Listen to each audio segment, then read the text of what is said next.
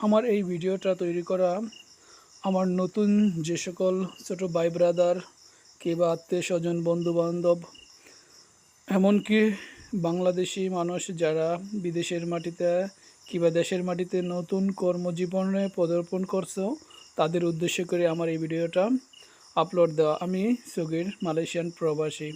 আমি আমার গল্প এই ভিডিওর মাধ্যমে তোমাদের কাছে শেয়ার করব।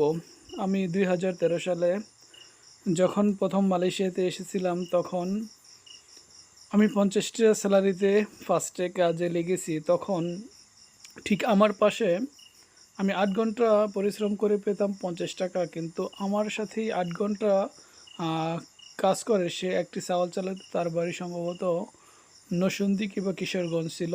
তার নাম ছিল সোহেল ভাই। ওই সোহেল ভাই ওই কোম্পানিতে 8 ঘন্টা স্যালারিতে 120 টাকা বস তাকে স্যালারি দিত।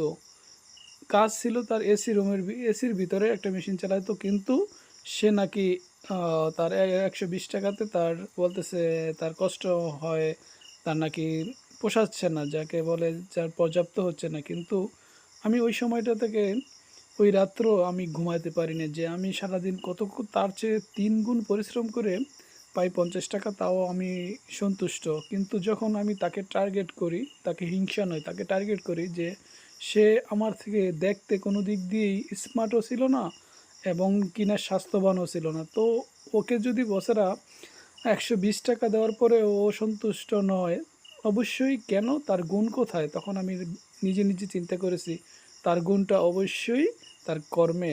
ওই থেকেই আমার মাথাতে একটা জিনিসই কাজ করতো, আমি নিজেকে দক্ষ করে তুলবো। এই যে দেখতেছেন বোরিং মেশিন, এটা আমার 3 নাম্বার মেশিন ছিল।